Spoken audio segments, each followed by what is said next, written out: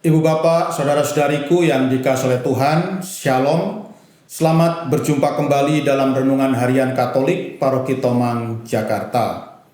Hari ini hari Rabu, tanggal 11 Desember tahun 2024. Tema renungan kita hari ini adalah kerendahan hati membuahkan ketenangan.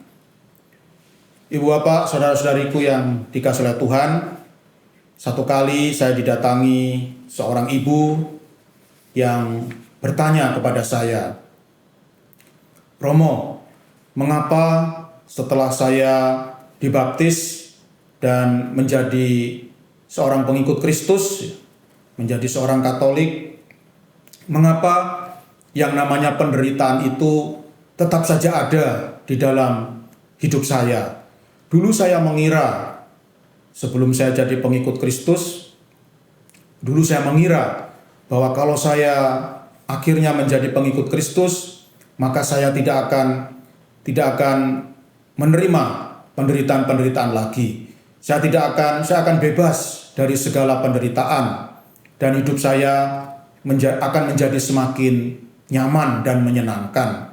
Tetapi Romo, kenyataannya setelah saya menjadi seorang pengikut Kristus, menjadi seorang Katolik, ternyata tetap saja penderitaan terus datang bertubi-tubi menghampiri hidup saya.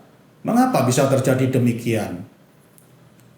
Lalu saya pun berkata kepada ibu ini, "Ibu, kalau hidup kita itu setiap hari akan berjumpa dengan penderitaan, mungkin kalau setiap hari terlalu berlebihan jadi kalau hidup kita ini seringkali harus bertemu dengan penderitaan dan kepahitan, itu justru adalah kehendak Tuhan sendiri, seperti yang dikatakan dalam Injil Matius bab 11 ayat 28 sampai 30 yang dibacakan dalam perayaan Ekaristi hari ini.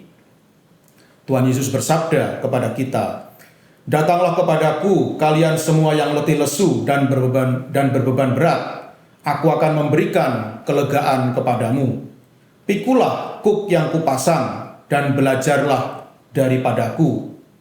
Karena aku lemah lembut dan rendah hati, maka hatimu akan mendapatkan ketenangan.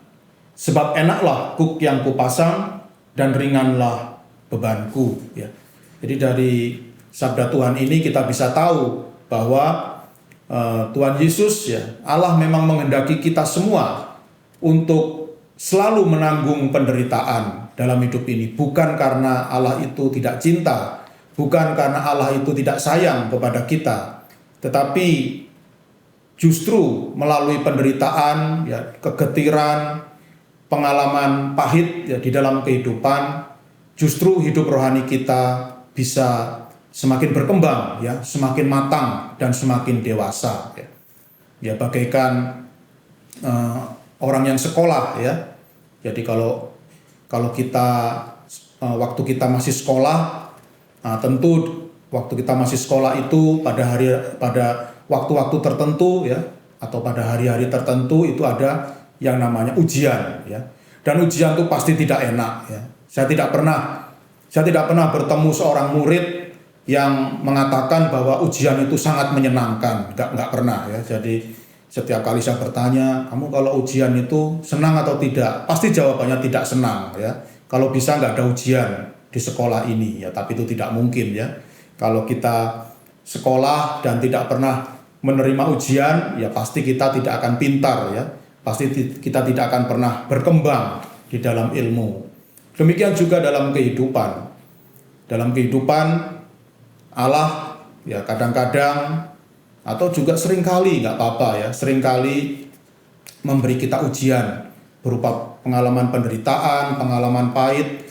Tujuannya adalah baik, supaya kita boleh semakin naik kelas, supaya kita boleh semakin berkembang dalam hal hidup rohani, menjadi matang dan menjadi semakin dewasa, dan bisa menjadi lama-lama bisa menjadi manusia yang maju, daripada sekarang ini. Dan memang penderitaan itu sungguh sangat berguna. Maka dalam Injil hari ini Tuhan Yesus sudah menegaskan ya pikulah kuk yang kupasang. Ya, jadi memang kita harus tidak mungkin kita lepas dari penderitaan, karena memang penderitaan itu berguna bagi hidup rohani kita. Ya.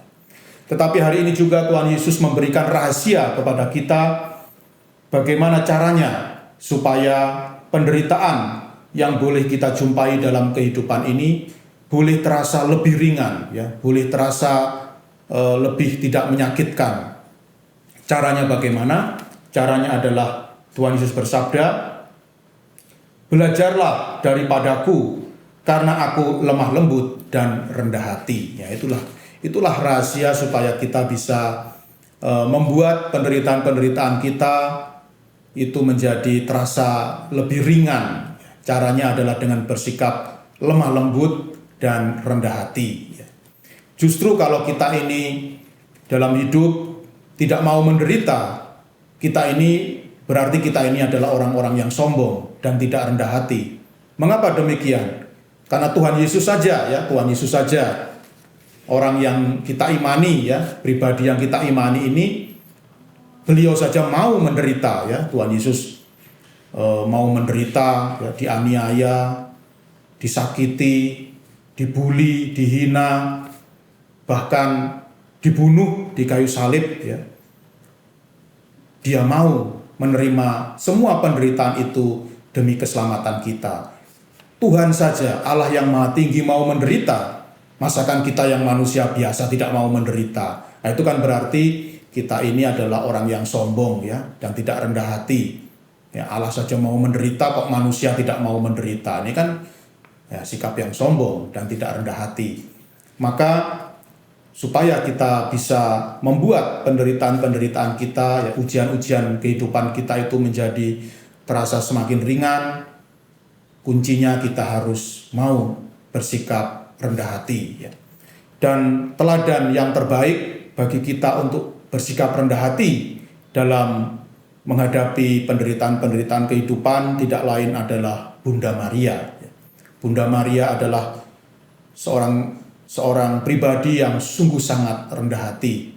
Dia terkenal sekali dengan kalimatnya, "Aku ini hamba Tuhan, terjadilah padaku menurut perkataanmu." Ya, ini kata-kata Bunda Maria yang diucapkannya ketika dia menerima tugas yang tidak ringan dari Allah, dari Tuhan, yaitu mengandung Sang Juru Selamat, ya. Jadi mengandung, melahirkan dan membesarkan Yesus Kristus Sang Juru Selamat. Ini bukan tugas yang gampang, ya. Ini bukan tugas yang mudah.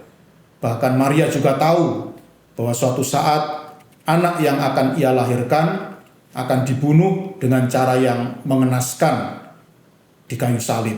Maria sudah tahu ketika Simeon berkata kepadanya, "Sebilah pedang akan menembus jantungmu." Ya, Maria langsung tahu, oh, berarti anak ini suatu saat akan mendatangkan kegetiran yang luar biasa bagi hidupku, ya.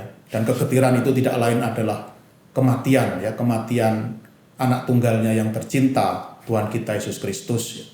Tetapi Maria dengan kerendahan hatinya, dia berani mengatakan, "Aku ini hamba Tuhan, terjadilah padaku menurut perkataanmu." Maria rela, ikhlas menerima seluruh penderitaan yang akan terjadi dalam hidupnya, karena dia tahu bahwa penderitaan-penderitaan itu pasti berguna bagi dirinya. Dan ternyata bukan hanya berguna bagi Maria, tetapi bahkan berguna bagi seluruh umat manusia. Kita diselamatkan karena penderitaan Kristus. Seorang tokoh Karmel yang juga sangat terkenal, Santa Teresa Avila, beliau pernah berkata bahwa hal yang terindah di dalam hidup adalah membiarkan kehendak Tuhan terjadi di dalam hidup kita. Karena Tuhan jauh, ya, Tuhan mengenal diri kita jauh lebih baik daripada kita sendiri, ya. Itulah kata-kata yang luar biasa dari Santa Teresa Avila. Hal yang terindah dalam hidup ini adalah membiarkan kehendak Allah terjadi di dalam hidup kita, karena Allah mengenal diri kita jauh lebih baik daripada kita sendiri, ya. Maka Bapak Ibu, saudara-saudari yang dikasihi oleh Tuhan, marilah kita dengan penuh kerendahan hati kita mencoba untuk menerima ya segala sesuatu yang memang harus terjadi di dalam hidup kita, khususnya hal-hal yang pahit ya, khususnya hal-hal yang berkaitan dengan penderitaan, karena yakinlah semua penderitaan, semua pengalaman getir itu bukanlah sesuatu yang percuma, bukanlah sesuatu yang sia-sia, tetapi sungguh akan membawa kita pada kematangan ya, dan kedewasaan di dalam hidup rohani. Semoga masa Advent ini sungguh-sungguh mampu membuat kita menjadi orang-orang yang rendah hati, dan semoga dengan demikian kita boleh menikmati hidup yang lebih bersukacita dan lebih berbahagia. Tuhan memberkati.